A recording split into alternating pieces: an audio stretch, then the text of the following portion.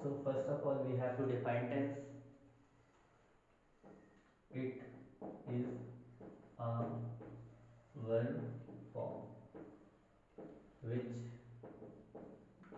refers to some specific point in time. It is a verb form which refers to some specific point in time, यानी ये क्रिया का एक ऐसा रूप होता है जो समय के एक पार्टिकुलर या स्पेसिफिक पॉइंट को बताता है। अब समय के कितने पॉइंट्स होते हैं? समय के 3 पॉइंट्स होते हैं, प्रेजेंट, पास्ट, फ्यूचर। यानी टेंस कितने प्रकार के होते हैं? 3 प्रकार के होते हैं। कौन कौन से? प्रेजेंट, फिर पास्ट, फिर फ्यूचर। जैसे आप लोग क्लास वगैरह में बैठे रहते हो, सर या मैम बोलते हैं आपका नाम लेके अटेंडेंस के लिए, तो आप लोग क्या बोलते हो? प्रेजेंट मैम या प्रेजेंट सर बोलते हो। यानी वो प्रेजेंट की बात हो रही है, अभी की बात हो रही है, तो प्रेजेंट का टेंस है। अगर बीती हुई बातें होंगी तो पास्ट टेंस हो जाएगा, आने वाली बातें होंगी, फ्यूचर से रिलेटेड बातें होंगी तो फ्यूचर टेंस। अब इनके भी सब डिवीजन होते हैं। जैसे कि पहला क्या हो गया? इंडिफिनिट। दूसरा क्या हो गया? कंटिन्यूअस। तीसरा क्या हो गया? परफेक्ट। फिर परफेक्ट कंटिन्यूअस। अब ये अगर प्रेजेंट का इंडिफिनिट है तो आगे प्रेजेंट लग जाएगा, पास्ट का है तो पास्ट, फ्यूचर का है तो फ्यूचर। जब सब डिवीजन में एक एक टेंस करके पढ़ेंगे तो उसमें डिटेल में पढ़ाया जाएगा। अभी देखो, कोई भी काम होता है तो उसकी केवल दो ही स्टेट होती है, या तो काम चल रहा होगा या तो काम खत्म हो चुका होगा। तो जो काम चल रहा है यानी वो जारी रहना दिखा रहा है, कंटिन्यूएशन शो कर रहा है, तो वो कंटिन्यूअस टेंसेस में आएगा। और जो काम खत्म हो चुका है वो कंप्लीशन शो कर रहा है, यानी वो परफेक्ट में आएगा। तो ये क्या होते हैं? टेम्परेरी गोइंग ऑन एक्शंस होते हैं। यानी इसमें क्या दिखाया जाता है? कार्य का जारी रहना।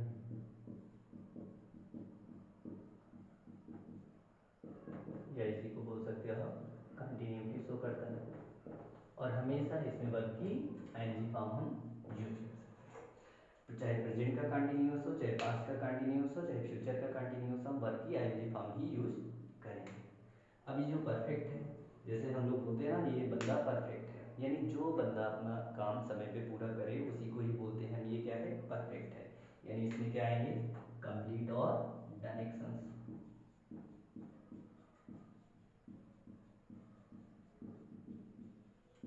यानी क्या दिखाएगा? कार्य का पूरा होना, कार्य का पूर्ण होना दिखाता है। और इसमें हमेशा वर्ब की थर्ड फॉर्म हम यूज करते हैं। इतनी बात समझ में आ गई। अब ये जो परफेक्ट है और ये कंटिन्यूअस है, तो अभी आप लोगों ने पढ़ा है कि परफेक्ट के लिए वर्ब की हम थर्ड फॉर्म यूज करते हैं और कंटिन्यूअस के लिए वर्ब की आईएनजी फॉर्म यूज करते हैं। लेकिन इसमें पहचानते हैं कैसे ये कौन सा टेंस है, मतलब इसमें कैसे पहचानते हैं कि ये सेंटेंस देख के तो हम क्या कहते हैं? टेम्परेरी गोइंग ऑन एक्शंस होती हैं ये भी, फ्रॉम सम पॉइंट और ड्यूरेशन ऑफ टाइम। तो ये टेम्परेरी गोइंग ऑन एक्शंस होती हैं, कुछ टाइम का पॉइंट होता है या ड्यूरेशन होता है। जब टाइम का एक पार्टिकुलर पॉइंट आ जाता है तो हम वहाँ पे सिंस यूज कर लेते हैं, और जो ड्यूरेशन आ जाता है तो वहाँ पे हम फॉर यूज करते हैं। ये पूरा डिटेल में पढ़ाया जाएगा तो बताया जाता है। पॉइंट इन जनरल, जैसे पॉइंट आ गया, एक पार्टिकुलर पॉइंट आ गया तो उसके लिए हम सिंस यूज कर लेंगे, ड्यूरेशन आ गया तो हम उसके लिए फॉर यूज करते हैं।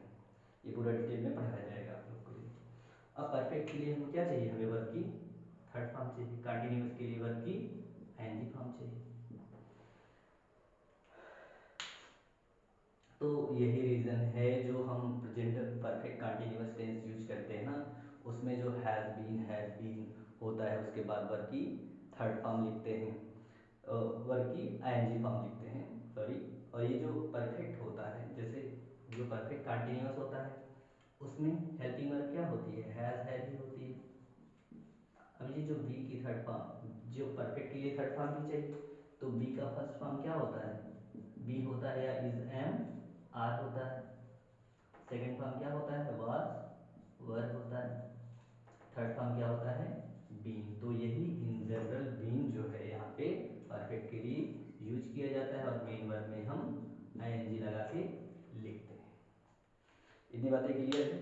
यही रीज़न है कि जब हम प्रेजेंट परफेक्ट कंटिन्यूअस का निगेटिव बनाते हैं तो हैज़ बीन के बीच में नॉट लगाते हैं, क्योंकि बीन क्या है, एज अ मेन वर्ब ही यूज किया जाता है। वहाँ पे सिर्फ हेल्पिंग वर्ब हैव ही होता है।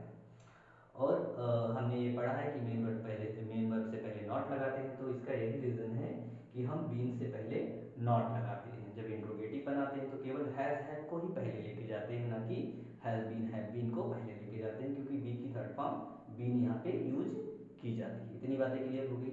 अब जो इंडेफिनिट होता है, ये क्या होते हैं, ये परमानेंट एक्शंस होते हैं या फ्रीक्वेंट एक्शन होते हैं,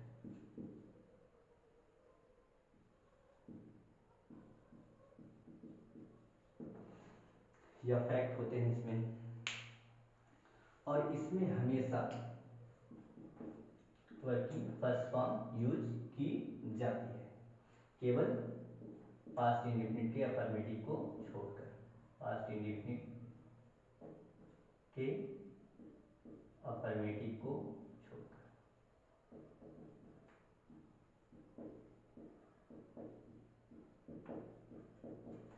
हमेशा वर्ब की फर्स्ट फॉर्म यूज की जाती है। तो इतनी बातें आप लोगों को क्लियर हो गई होंगी, तो इसका स्क्रीनशॉट ले लीजिए, तो मिटाया जाए इसको आगे। इतनी बातें क्लियर है, कोई प्रॉब्लम तो नहीं इसमें। ये सब वर्ब की फर्स्ट फॉर्म ही लगेगी, पास्ट इंडेफिनिट के अफर्मेटिव में केवल वर्ब की सेकंड फॉर्म लगती है, उसमें भी जब निगेटिव या इंट्रोगेटिव आ जाता है तो वर्ब की फर्स्ट फॉर्म यूज करने लगते हैं। क्लियर है। अब स्ट्रक्चर वगैरह देखते हैं।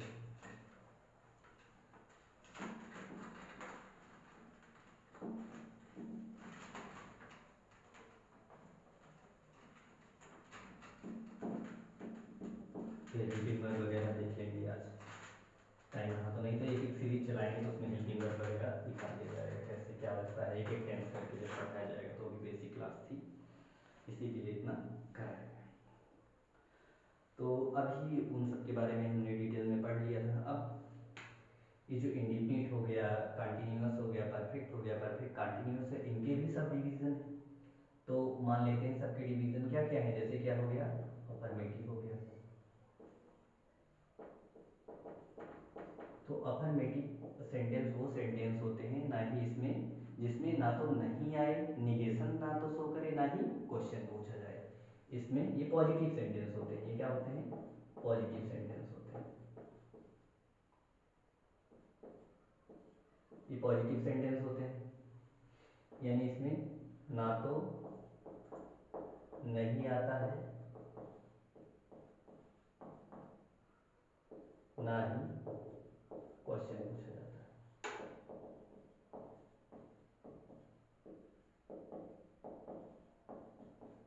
तो ये कौन सा सेंटेंस हो जाता है, अफर्मेटिव सेंटेंस हो जाता है।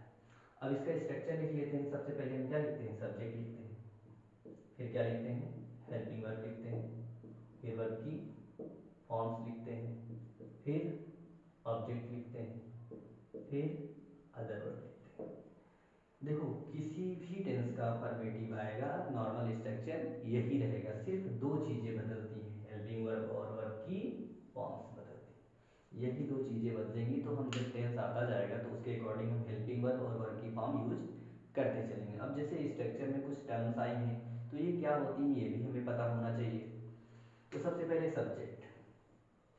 सब्जेक्ट क्या होता है, व्हाट वी टॉक अबाउट, यानी जिसके बारे में बात की जाए वो क्या होता है, सब्जेक्ट होता है। जिस किसी के भी बारे में, जो पर्सन हो, थिंग हो, कोई भी हो, जिसके बारे में बात की जाए,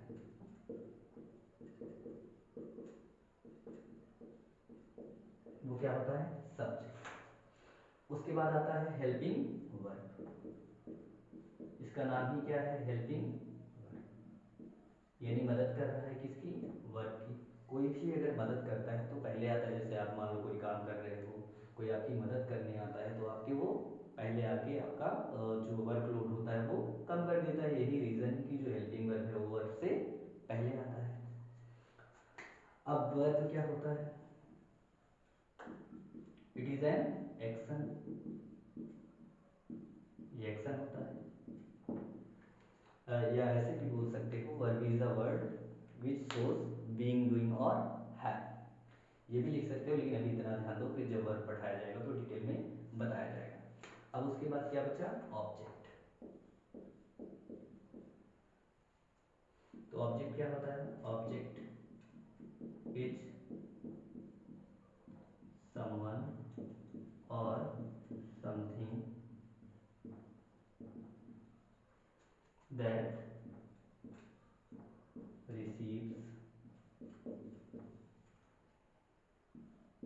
the effect of the actions done by subject।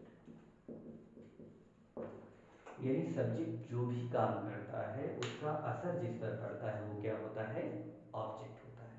Normally object क्या होता है, व्हाट या होम का रिप्लाई होता है। क्या और किसको से सवाल पूछते हैं, जो जवाब निकल के आता है वो क्या होता है, ऑब्जेक्ट होता है। तो मेनली इतनी बातें हो गई टेंस से रिलेटेड। अब जब हम पार्टिकुलर टेंसेस पढ़ेंगे एक एक टेंस करके, तो उसके बारे में जो भी फर्दर इन्फॉर्मेशन है वो हम पढ़ेंगे। तो thank you for the class, thank you.